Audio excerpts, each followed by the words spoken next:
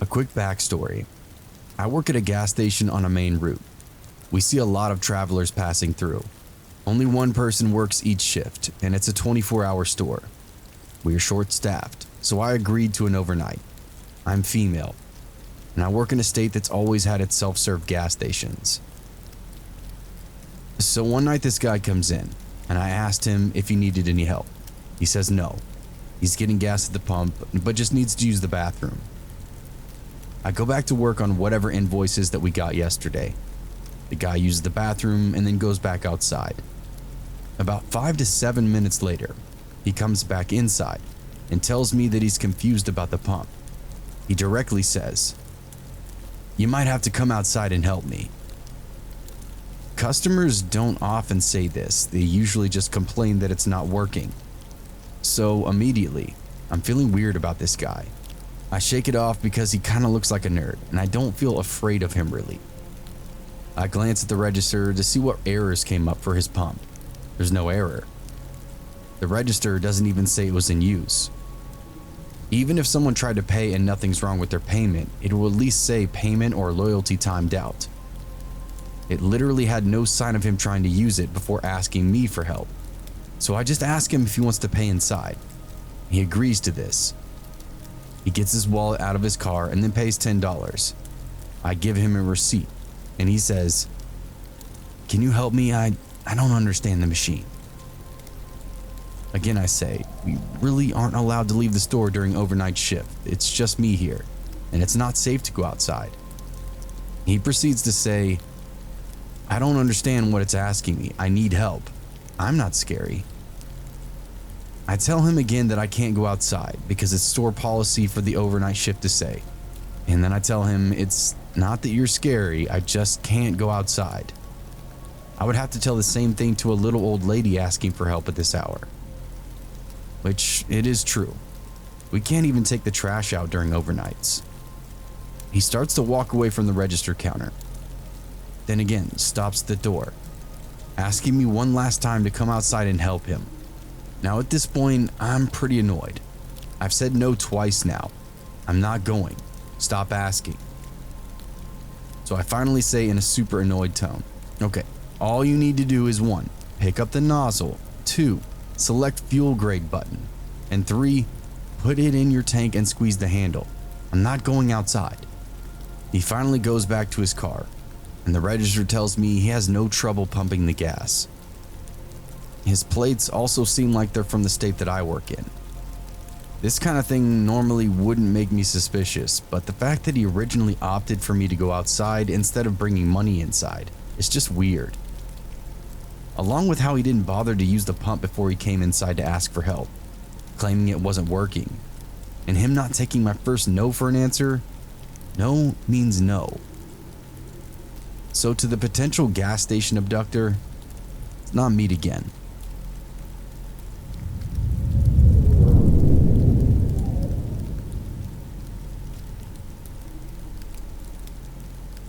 In 2007, I was a freshman going on sophomore in college, and my brother Martin was still in high school. We have 2 much younger siblings, so at the time they were both elementary school age. My parents decided to take a cruise for their 20th wedding anniversary that year, so my brother and I were voluntold to watch my younger brother and sister Cole and Charlotte.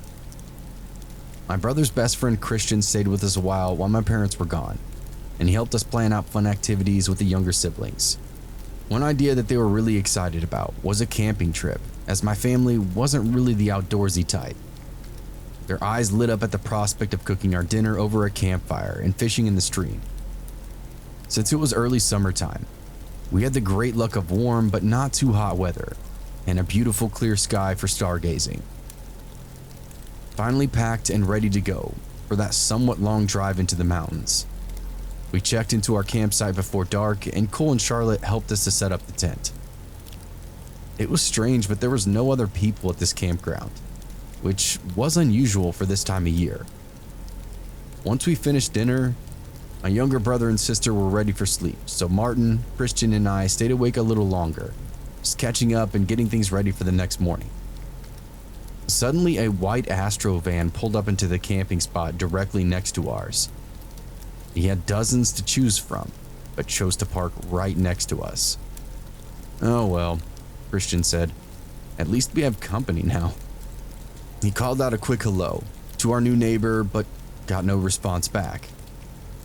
I don't know why, but I got an uneasy feeling almost immediately, but just decided to push it aside and continue to get the fishing poles ready for the following morning, then put the food away for the night to ward off the bears and other wild animals.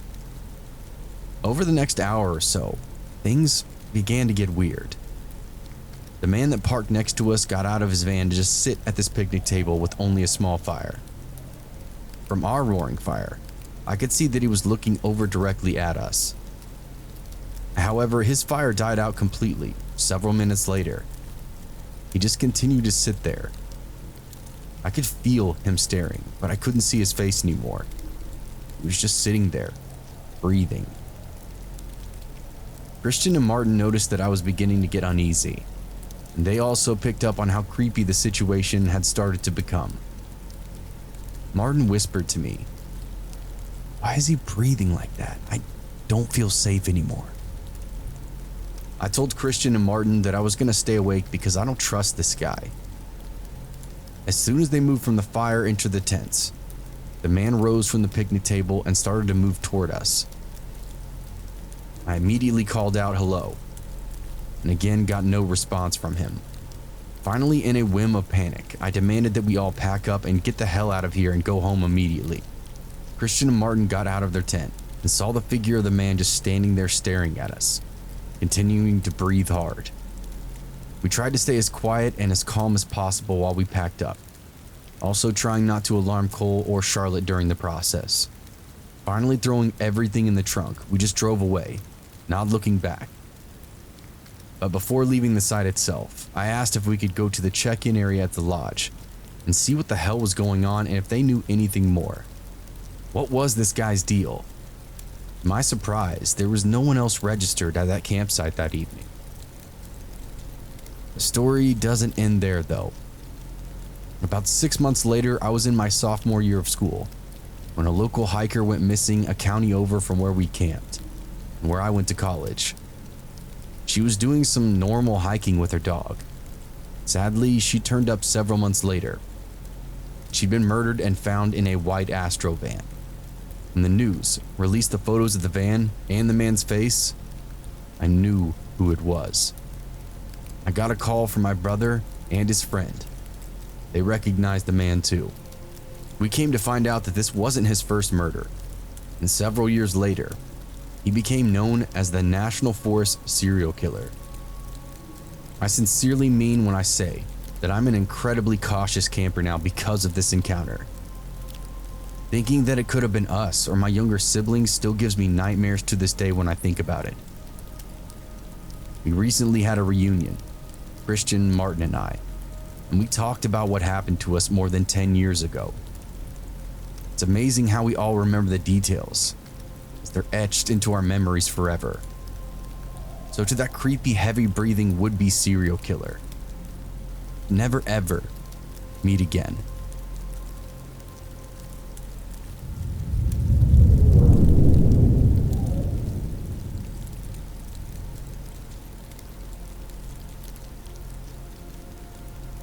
When I was about 10 or 11 years old, I shared a room with my brother, who was around 15. We both live in the suburb area of New York. Not the greatest area, but not riddled with crime. There are 2 windows in my room, one that overlooks the backyard and one that connects to the front porch. It comes in quite a handy for my brother to sneak out and meet his friends. If you step on the window, you are on the porch, so anyone on the porch can access this window. I was never bothered by that thought because, quite honestly, it's never even crossed my mind. My bed was touching this window, while my brother's bed was perpendicular to mine. It was an odd setup, but that's really beside the point. Now, this was before we had any sort of smartphones or laptops to keep ourselves occupied. So on nights when we weren't sleepy, we would stay up talking to one another, making up dumb games to pass the time. The event I'm about to tell you about took place during the summer. We stayed up until the late hours of the night, perks of having no school. It was probably around 2 a.m., and eventually, we were playing a game where one of us was a goalkeeper and the other was taking a shot. We would both say at the same time, either left, center, or right. If the goalkeeper guessed the same as the one taking the shot, he would get a point. And if the person taking the shot said a position other than what the goalie said, they would get a point. We went for a couple of rounds, and I was beating his ass at this, even though it's irrelevant. I don't remember what round we were on, but we did our 3, 2, 1 countdown. And my brother, the goalkeeper, said left, and I, the shooter, said center. Then a voice from outside the porch window said, left.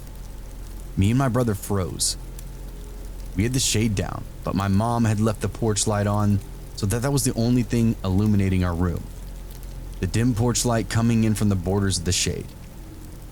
At the time in my house, my mother was on the opposite side of the house, my sister the room over, and my dad in the basement. So me and my brother were shitting our pants practically. We waited for what seemed to be like an hour, but was probably only 30 to 45 seconds.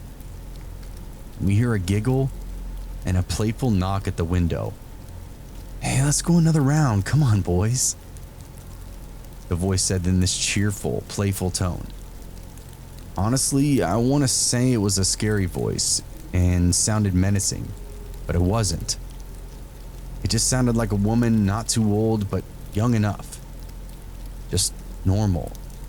Like a normal sounding voice, nothing off about it besides where it was coming from and the time it came. Me and my brother were seriously freaked out. Was about to break down because of how close this woman was actually to us. The thought that all I had to do was lift the shade, and I'd be face to face with this person scared the shit out of me, and made me go as still and stiff as if I just looked into Medusa's eyes.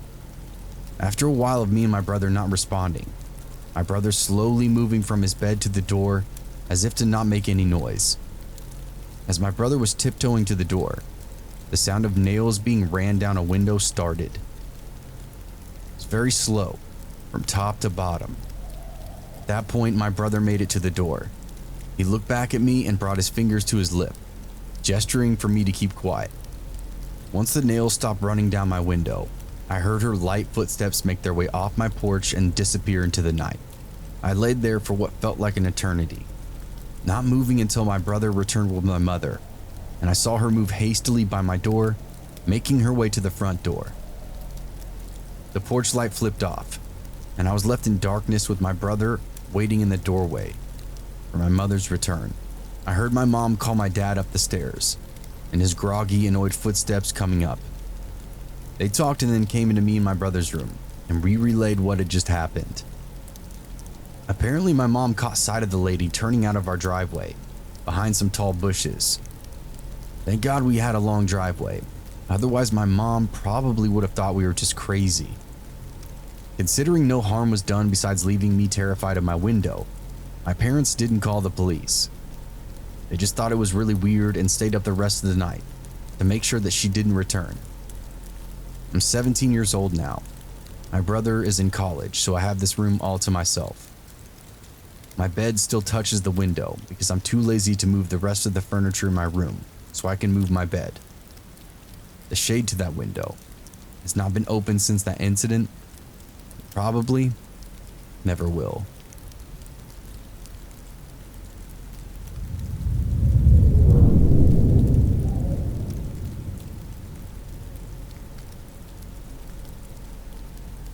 This story is from a childhood friend who told me this, and it still unnerves me to this day.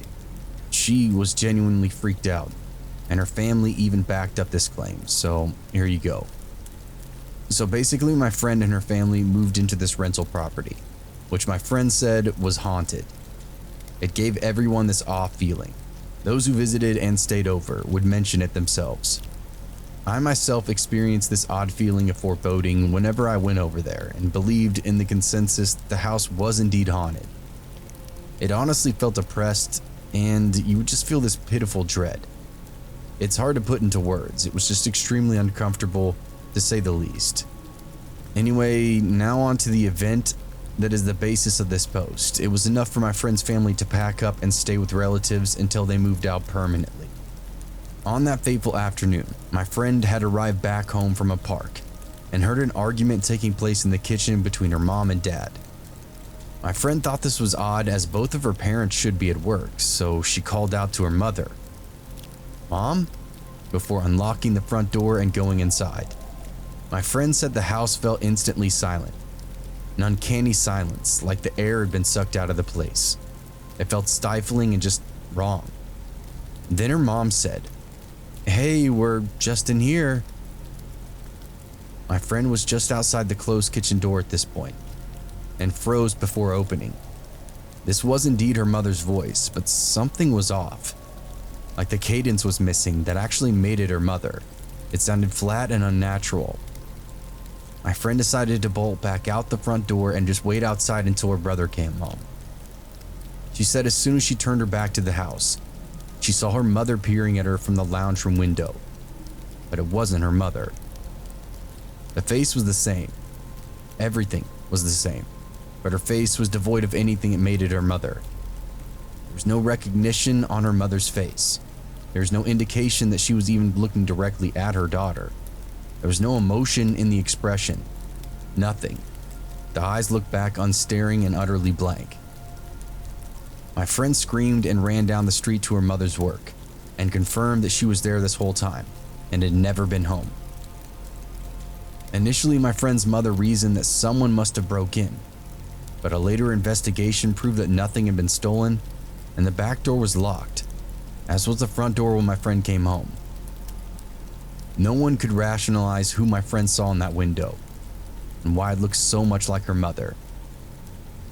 So that was the deciding factor to nope the hell out of there and find somewhere else to live. The landlord of the house denied anything like this happening when they lived there, but did admit that tenants didn't stay long, saying there was something wrong inside that house. My friend also told me that she was the only one who actually saw anything definitively sinister while living in the house. But her family all said they definitely agreed that they felt an evil presence there, which ultimately manifested into the doppelganger experience that my friend had. Utterly terrifying.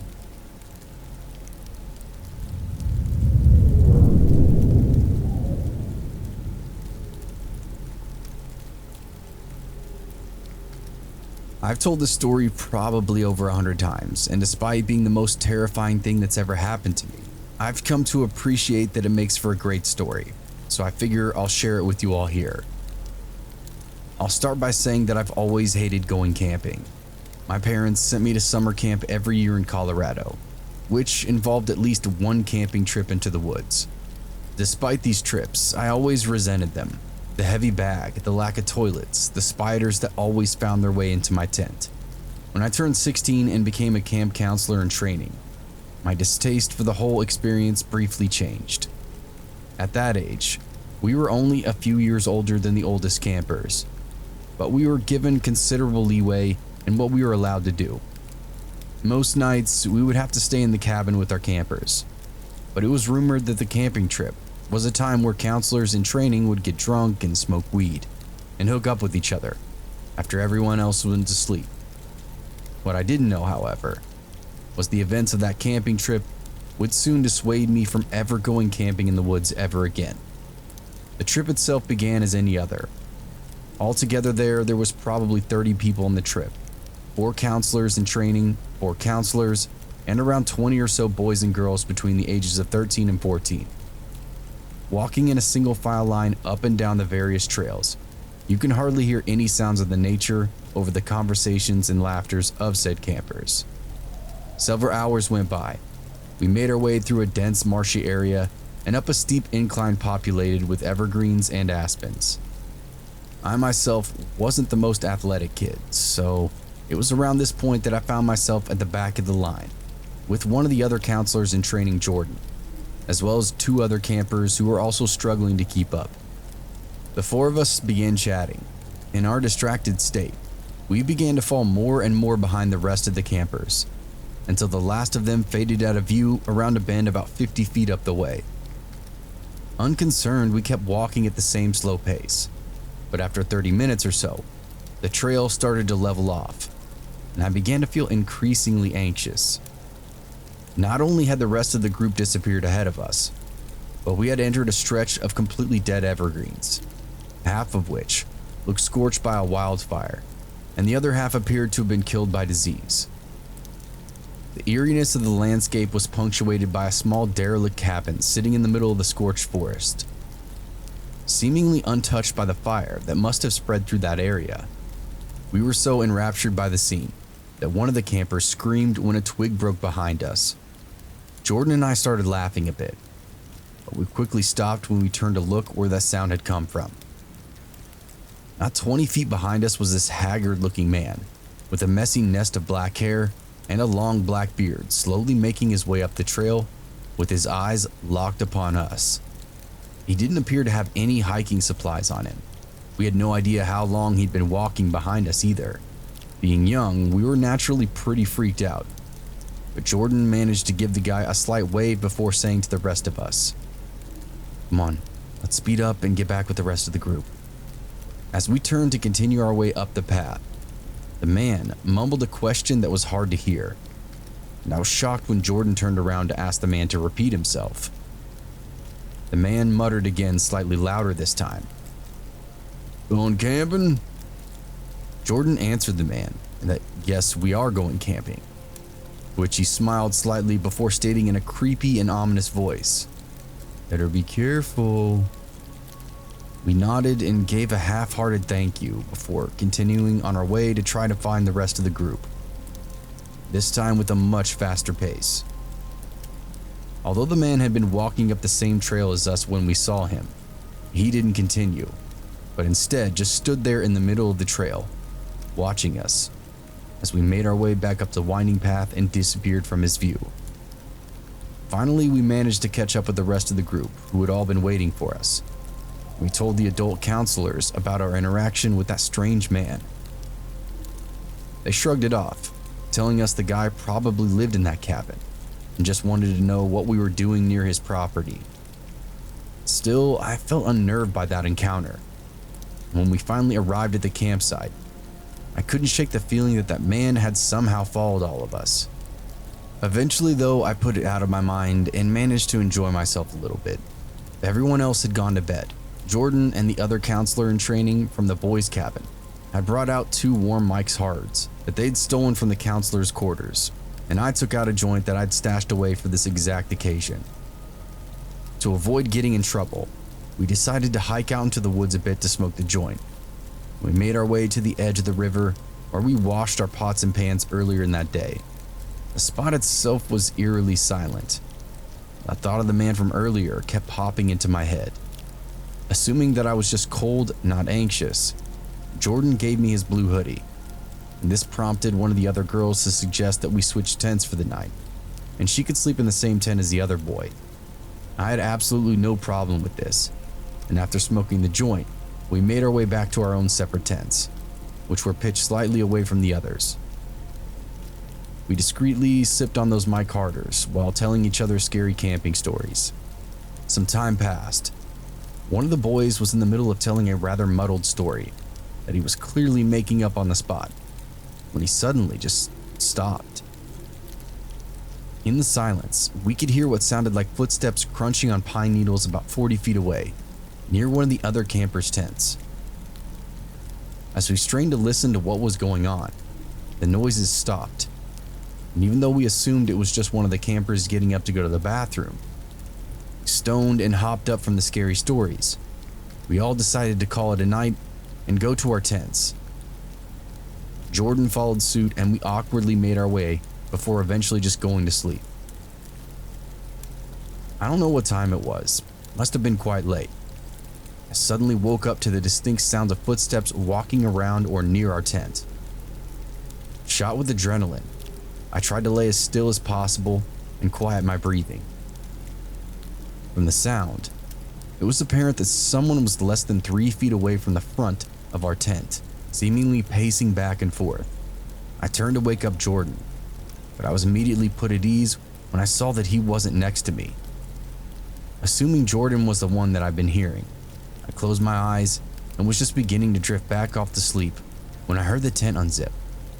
I felt Jordan lie down next to me after a few moments and put his arms around me and begin to spoon me.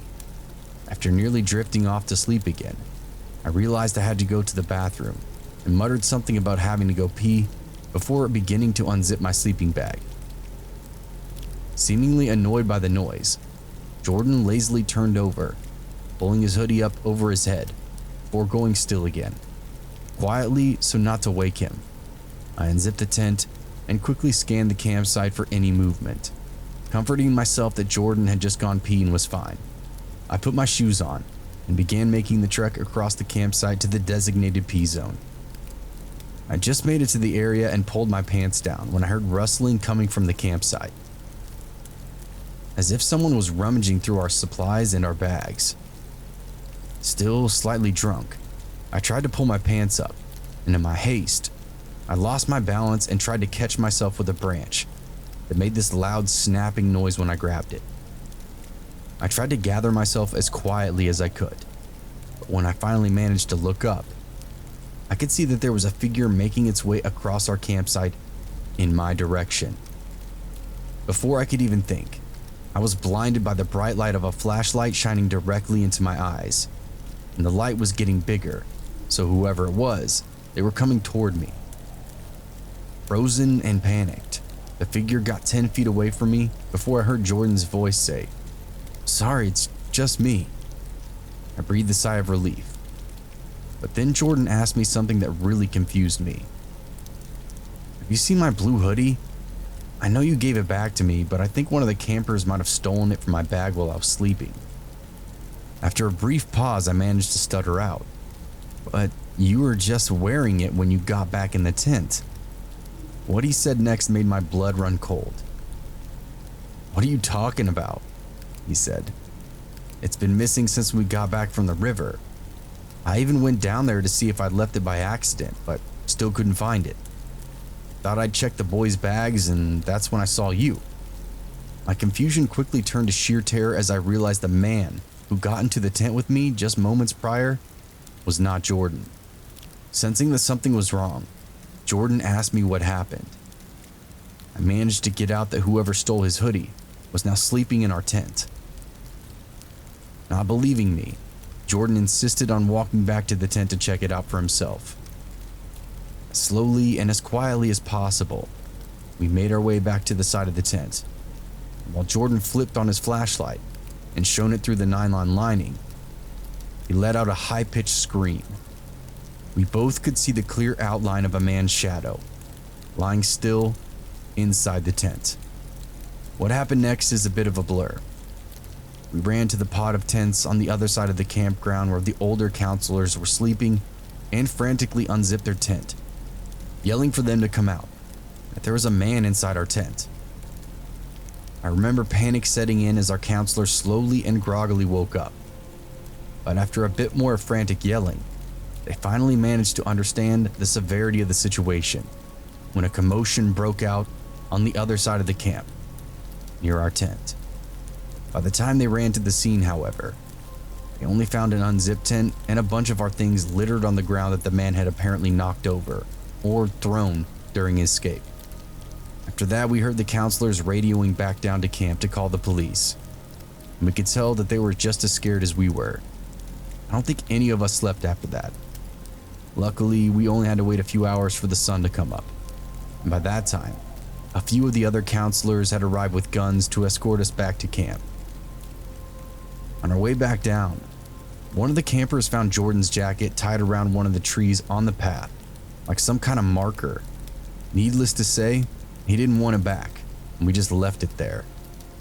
To this day, I still can't say for certain if that man in the tent was the same guy that we ran into earlier on the trail. His face and that night itself still haunt me.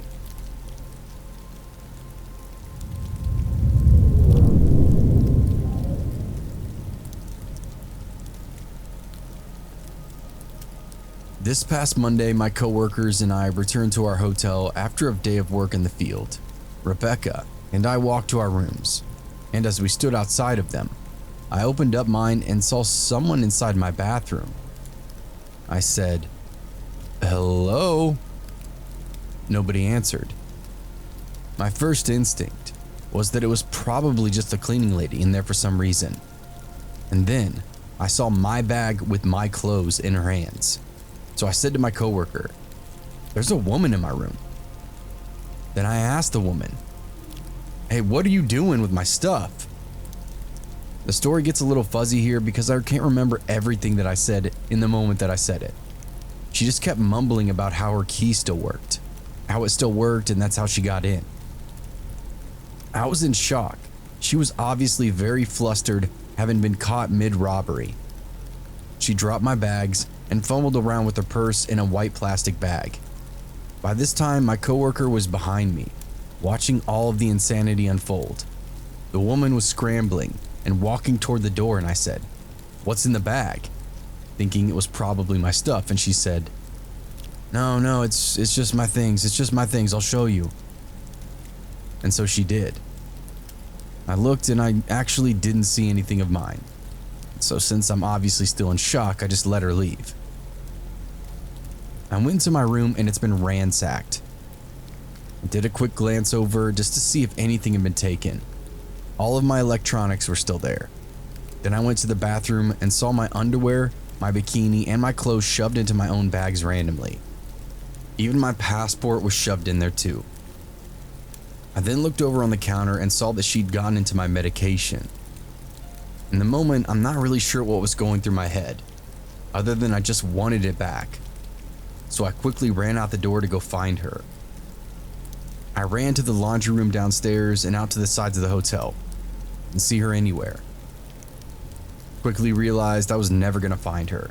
So my coworker and I went down to the lobby to tell them what had happened, and we called the police. We went back up to my room to wait, and I noticed that there's this metal bat laying on my bed, a little larger than those novelty wooden bats that you can get at a baseball game. And there's also a flashlight on the end of it. She must have left it behind in her hurry. She also left behind a necklace that must have fallen out of her bag when she was scrambling with mine. I was mostly freaking out at this point because I'd thought she'd gotten away with my medication that I really needed. The police ended up getting there and took our statements, looked around the room as well. One thing that I did notice is there were bits of drywall on the sink, and I pointed that out to the police, but none of us really knew where it was coming from.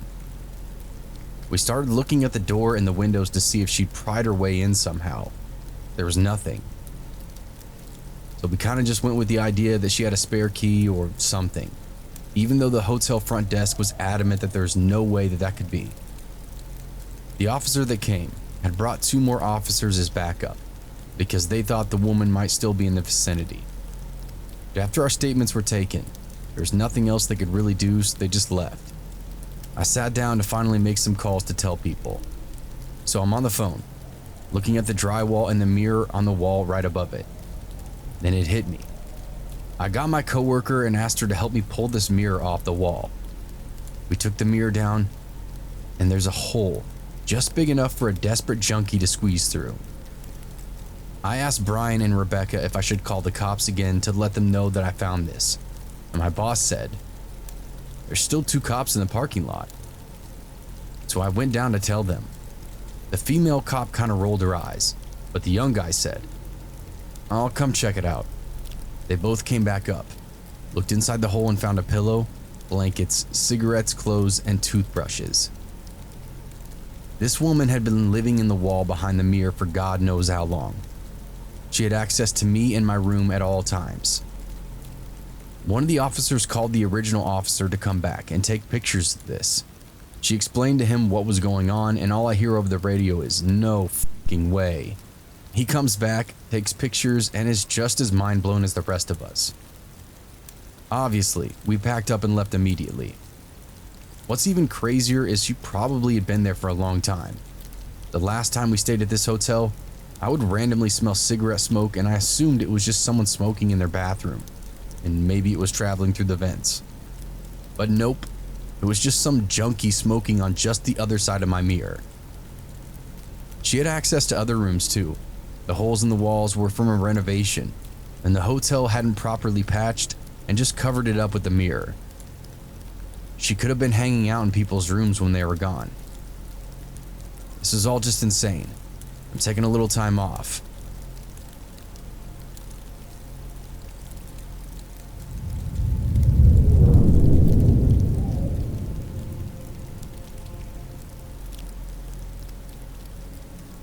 We've all had bad dates, right? This is the only one I've had to date that rang every alarm bell and waved every single red flag. I'll preface this by saying I don't go on many dates as it is, but when I do, I make sure I follow safety protocols only by meeting my date in public places. I also let either family or friends know where I'm going to be and park in a populated place close to wherever we're supposed to meet. So this date initially suggested that we meet at his house to watch a movie and have a few drinks. I told him no, I don't feel comfortable with that, and I only want to meet in public. At first he seemed okay with this, but then he brought it up a few more times. I asked if money was an issue, or if that was the case we could meet up another time or just forget about it altogether. But my date backtracked and went with my idea of meeting at a cafe that I chose. He turns up in a two-door car. This detail is relevant. Then goes into the cafe and I follow behind and introduce myself. After a very quick, polite introduction, things get weird. After I order a Coke, he says, "Don't you want a drink? I was gonna pop into the bar and get one." I say, "No, I'm not drinking." And he just looks at me like WTF, as if I'm being unreasonable. I already explained in messages that I don't drink as I'm on medication, so having to re-explain it again kind of pisses me off. He seems disappointed and goes to order a cider from the bar while I get a table. We sit down with our drinks and immediately goes on about going back to his place again, even though the original plan was to stay here and order food. And I'd already stated previously it was not going to happen. He says something along the lines of having a few drinks and then just eating at his place. I said, "No, we don't even have to eat. We can just have our drinks and then leave." He gets defensive and says he has money but prefers it if we go back to his. I make an awkward joke and say, "You're not a killer or something, are you?" Instead of laughing it off, he just stares at me and then says, "You don't think I would hurt you, do you?" I laugh uncomfortably and say, "Of course not, but really? I'm relieved this date won't be going any further." He suddenly says, "Are you gonna follow me in your car? Because that would make sense. How about we go in my car? I've got packages in the front, so you have to squeeze in the back. And I'll drop you back off to your car after." In reality, that made less sense than me following him in my own car and then driving home from his house after. The fact that it was completely illogical made it even more creepy in my mind. Every alarm bell was going off at this point, and I said, "Look, I don't want to go to your house, and your insistence is giving me the creeps." He looked shocked, mumbled about something about the toilet, and excused himself from the table. A few moments later, I see him through the cafe window, getting into his car and just driving off. Massive bullet dodged, in my opinion. The fact that his car didn't have back doors made it even more sinister, because imagine if something happened in the car, I wouldn't be able to escape.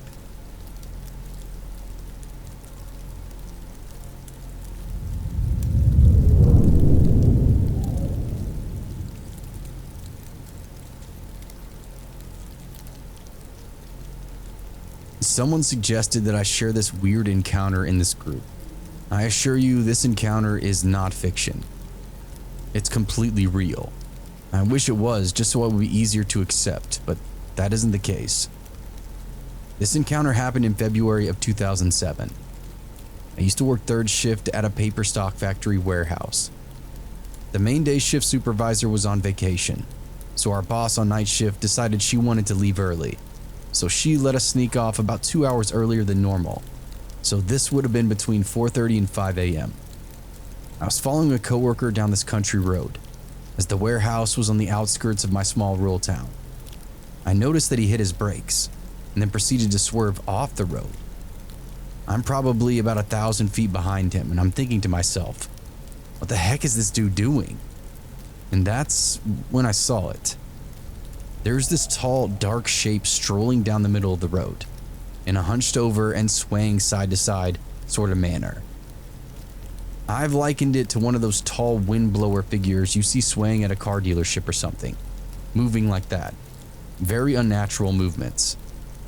I can't do it justice by describing it, as it would only really make sense if someone saw it for themselves like I did. It looked like a tall person wrapped up in a dark blanket or cloak. I had to hit the brakes and swerve too, but I came to a full stop. Whatever it was, I couldn't make out any features or characteristics. I saw a large torso with 2 legs. The upper half was hunched forward, as if it was leaning like an older person, would with a walker. Now at the time, I was driving a 1998 Ford Explorer. I've looked up the height of that vehicle, and it lists around 67 inches. Whatever walked past my driver's window was a good foot or more higher than that, leaning forward. I believe whatever was walking was over 7 foot tall minimum. Again, I could not see a head, any arms. It was just a figure with legs walking. My taillights illuminated it as I started to drive past. I couldn't make out any definite details of the body. I didn't see fur, skin, or anything like clothing. It was just solid. Not like translucent or anything. Just large, thick, and black, or at the very least dark gray in color. My coworker had pulled over into the parking lot a little ways down the road, and I followed him in, and you could tell he was very scared. He was saying something along the lines of, "What was that? It didn't have a head," among a lot of other things most panicked people would say as well. We decided to drive back down and try to see if it's still there, and try to figure out what it actually is. This time I drove in front and he was following behind. We came up to the general area, and I noticed there was a large black animal laying in the middle of the road. It appeared to be some kind of big black dog. Part of me knew this wasn't large enough to be what was walking in the road, but we had to stop because it was directly in the middle of the roadway. I decided to get out and walk up to it, all the while my coworker is yelling at me to get back in my vehicle. As I approach whatever was laying in the road, it brings its head up and looks at me. Its eyes were glowing yellow, which I wrote off as a shine from the headlights, but it growls. I stop dead in my tracks and just watch. This thing stands up on its back legs like a person, but falls back down. It sits back up and hobbles off to the side of the road like a wounded animal that wasn't able to use its front legs. It looked like your typical German Shepherd wolf type face, but its fur was puffy like a chow dog's. It was a lot bigger than most dogs, but still nowhere as tall as whatever that was walking down the road. I saw no blood or wounds, so I can't really say if it was actually hurt or not. My coworker got out of the car at this point, after it had disappeared into the woodline. We discussed what the heck just happened, and while we were talking, I noticed next to our feet was a mouse. It was just standing there with us, but it was cleaning itself. I nudged it with my shoe and it just kept cleaning its face, as if it wasn't afraid of us at all. The mouse was sitting in an upright position, as it was on its hind legs, using its front paws to wipe itself. I never really considered it until recently that all 3 of these bizarre happenings was on 2 legs. We got back into our vehicles and drove off. And then the next time at work, I mentioned what had happened to our coworkers, and of course they all laughed at us. So the other guy who saw it told me if I didn't stop talking about it, he's just gonna start denying it, and it's best to just forget about the whole incident. So for essentially 15 years, I've never told anyone up until now. I've tried to rationalize it into something that makes sense, but even then it doesn't completely add up. I've tried to explain it away as just a large dog that must have gotten hit by another vehicle before my coworker and I got there. Maybe it was messing around with the mouse and it got hit, which broke its front legs, and that's why I was trying to use its back legs. The mouse was traumatized from the dog trying to mess with it, so it was just standing there cleaning the dog slobber off itself. I don't know. That's the most plausible thing. The dog was nowhere near as tall as that thing was, though. Even with the dog standing upright, it was close to 6 foot roughly. But whatever was walking had to have easily been over 7 foot tall, as it was so much taller than my Explorer, even with it hunched forward. I can halfway rationally explain away the dog and the mouse, but I can't explain what that was. So I'm back at square one trying to understand what that could possibly be. As someone who's always been very skeptical, it's very hard to accept the unacceptable. I've always been interested in weird creatures and such, but I never really truly believed they existed. I still struggle to believe that all these crazy stories could be true. Yet who am I to say that they aren't? Especially with this weird scenario that my former coworker and I went through that night. All I know is I know what I saw. But whatever I saw is something I don't know and probably never will. I know how crazy it sounds, and I personally would be hesitant to believe it if someone else told me this story. But it happened.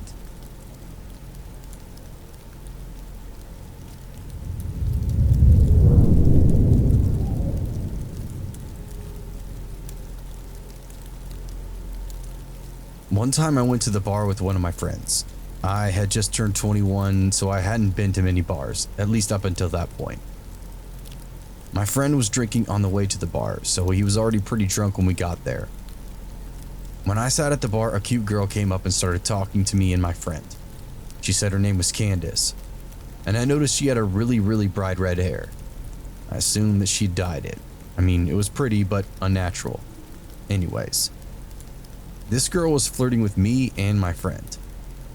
I noticed that she could tell my friend was already very drunk.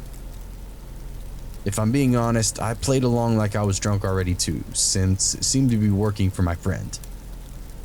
I didn't know if she was just trying to get free drinks, so I just told her we didn't have much money. But then she offered to buy us drinks.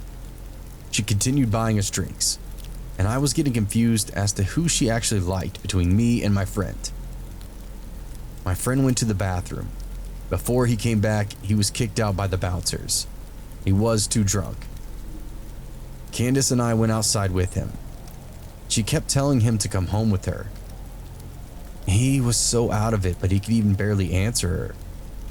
I told her he was too drunk and I couldn't let him go anywhere. I didn't want him to wake up with a hangover in some random house with no car and no idea what happened. She kept pushing though, saying that she would take care of him. But I told her no, because I had to stay with him. I was more sober than him and he was my responsibility. I told her the only way he was going anywhere was if I tagged along. I assumed she thought I was jealous or just cock-blocking my friend, but my friend could barely stand at this point, and he'd obviously lost interest in her. She immediately started flirting with me, and then offered to get my friend a taxi to drive him home, and then said we could go to her place alone. At this point, I'd had a few drinks, and I was pretty buzzed, so I agreed. We took my friend to the taxi and walked to her car.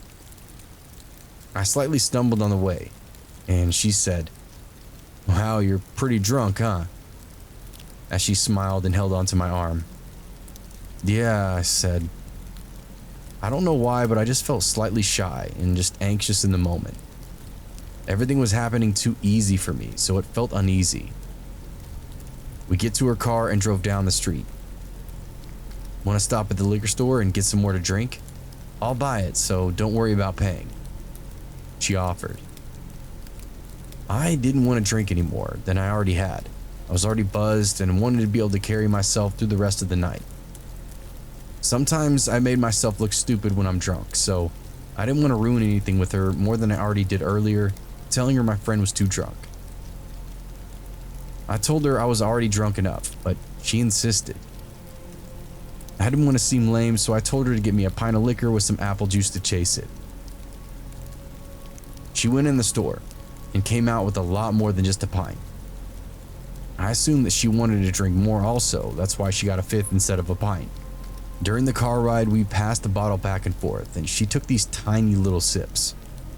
I tried to take tiny sips, but she kept insisting, passing me the bottle to take a drink. I somehow managed to drink all of my apple juice and just pretend to drink the bottle by spitting the liquor back in the apple juice bottle. I tossed the apple juice bottle full of liquor out the window before she saw it. I didn't want her to know that I was acting drunker than I actually was, and I think she believed that I was a sloppy drunk when I was just simply buzzed. I took a couple of more sips of the liquor and then finished the bottle. Throughout the car ride, I called her the wrong name a couple of times to try to get a reaction out of her. She didn't react to it at all. She let me call her Carla without even correcting me. For some reason, I thought she lied to me about her name initially. We drove up to her house. I pretended to trip and stumble into her front door. She helped me inside by walking me and holding me up. She opened up her front door, which was unlocked. We walked into her house and she closed the front door and then locked it. I thought this was strange, but assumed she didn't want anyone walking in on us. I told her that I had to use the bathroom, so I walked into her bathroom, locked the door, and then looked in the mirror. I just felt strange. I felt like something was just off.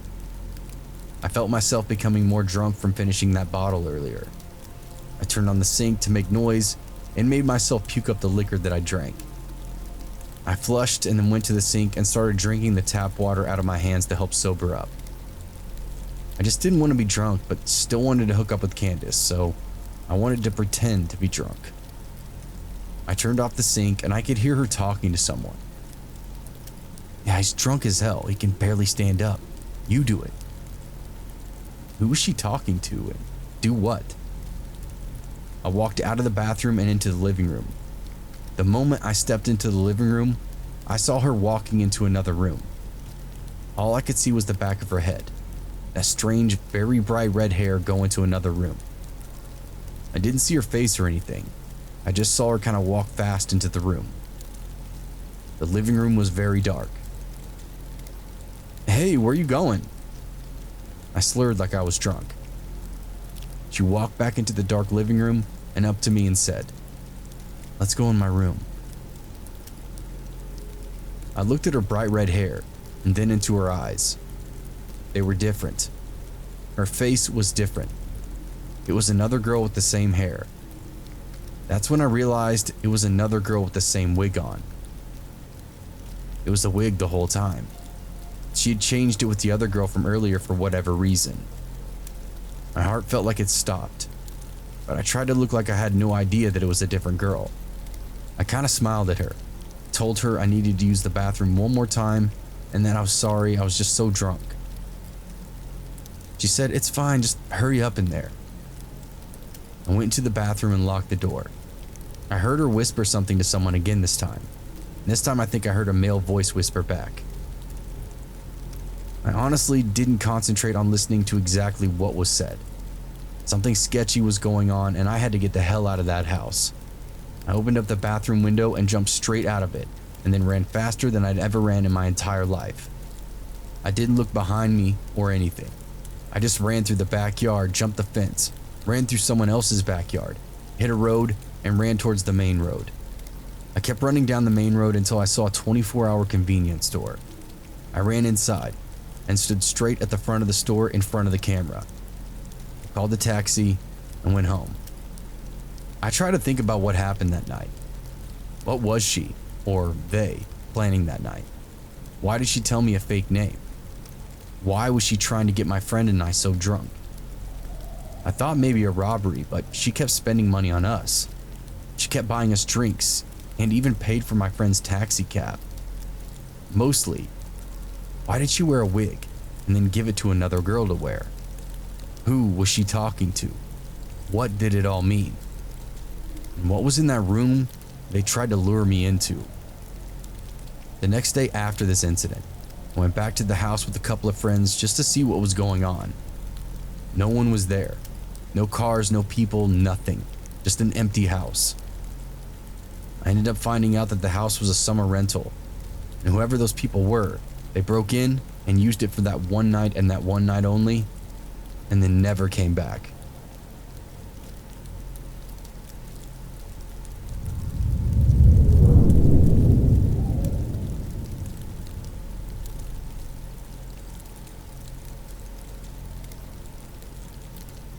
Hey everyone, thanks for listening if you stuck around at this point.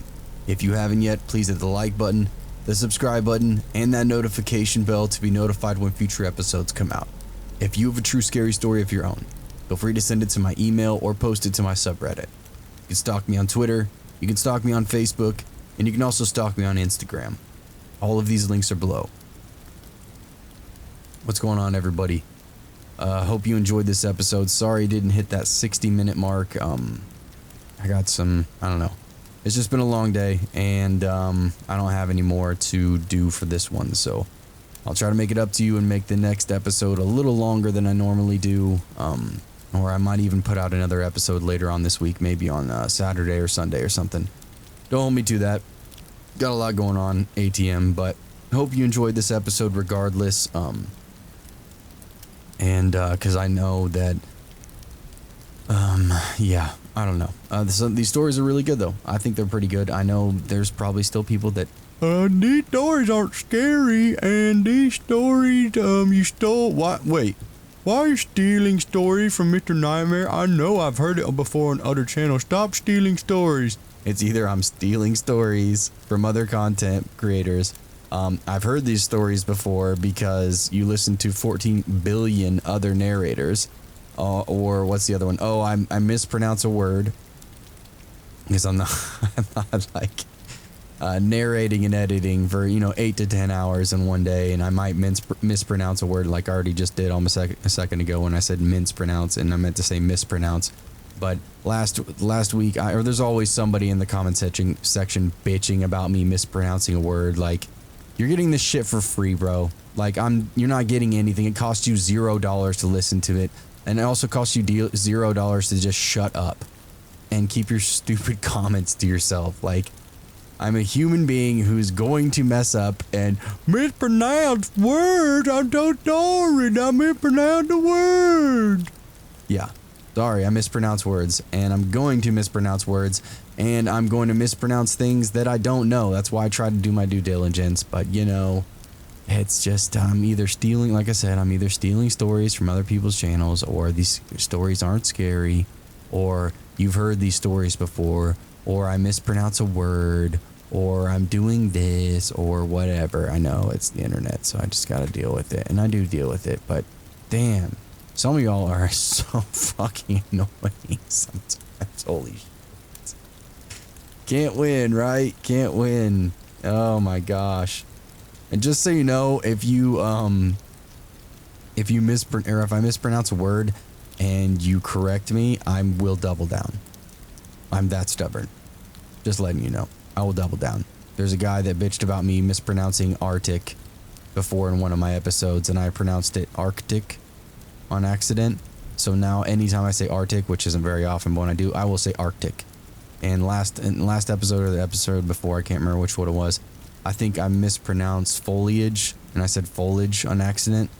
So now from now on foliage doesn't exist, it's foliage. So if you correct me, I will double down. I will be foliage and I will be Arctic. And I will continue to steal stories. And you'll continue to hear duplicate stories on this channel. And that's it. That's all. Enjoy. Yeah. So hopefully you can have a good rest of your night. I'm sure by now, I'm not really sure what time this is going to drop, but maybe you can hop onto another channel and, do this and that and let them know that you've heard their stories before too. And absolutely. Outside of that, I love you all. I really, truly do. This is a very long outro. I didn't mean for it to be this long, but it is. For real though, I love you all. I really, truly do. Even the ones that are annoying as hell in the comment section, I still love you too. I do. And you continue to be annoying. You continue to drop them comments in there. You continue to tell me that I'm mispronouncing the word, okay? Okay? And you let me know those stories aren't scary. You let me know that you heard this story before. You let me know. You call the police immediately when you find out I'm stealing stories, okay? Love you all. I'll see you in the next one. Cheers.